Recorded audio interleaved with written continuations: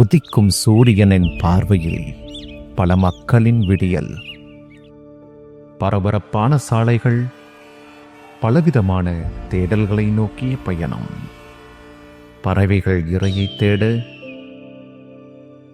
மனிதர்கள் எதையெதையோ தேடி ஓடும் வாழ்வில் சிறிது இளைப்பாற கோவை மாநகராட்சியால் மேம்படுத்தப்பட்ட குளங்கள்.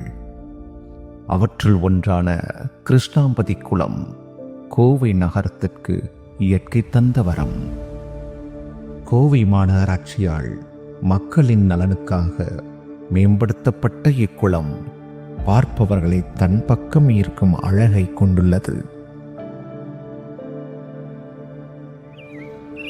பல வலசை பறவைகள் முதல் உள்ளூர் பறவைகள் வரை ரீங்காரித்துக் கொண்டும் பசுமையை அரவணைத்துக் கொண்டும் பல நூற்றாண்டுகளாக தன் அழகை மேம்படுத்தி கொண்டு வருகிறது.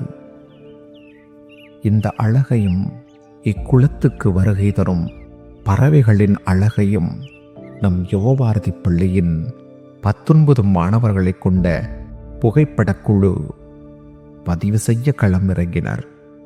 அதன் தொடர்ச்சியாக நம் மாணவர்கள் கோவை வனக்கோட்டம், ட்ரீ NGO மற்றும் கோவை மாவட்டத்தின் முதன்மை பசுமை தோழர் அவர்களுடன் இணைந்து ஓராண்டு காலம் இக்குளத்தை கண்காணிக்கத் தொடங்கினர்.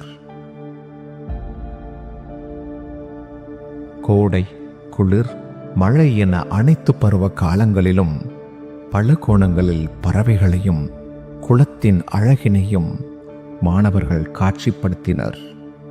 அவ்வழியே பல சிறப்புகளை பெற்ற கிருஷ்ணாம்பதி குளத்தின் மறுபக்கம் மாணவர்களின் மனதில் தாக்கத்தை ஏற்படுத்தியது. நம் அலட்சியத்தால் அழகிய நீர்நிலைகள் இன்று பிளாஸ்டிக் கழிவுகளாக மாறி வரும் அவல நிலையை கண்டனர். இந்த நிலை தொடர்ந்தால் பறவைகளின் இருப்பிடமும் வலசை பறவைகளின் வருகையும் பாதிக்கும் என்பதை உணர்ந்தனர்.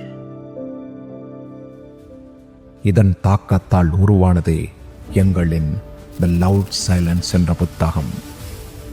மாணவர்களின் ஓராண்டுகால உழைப்பை தொகுத்து விழிப்புணர்வு ஏற்படுத்தும் நோக்கே உருவாக்கப்பட்டதே இந்த நூல்.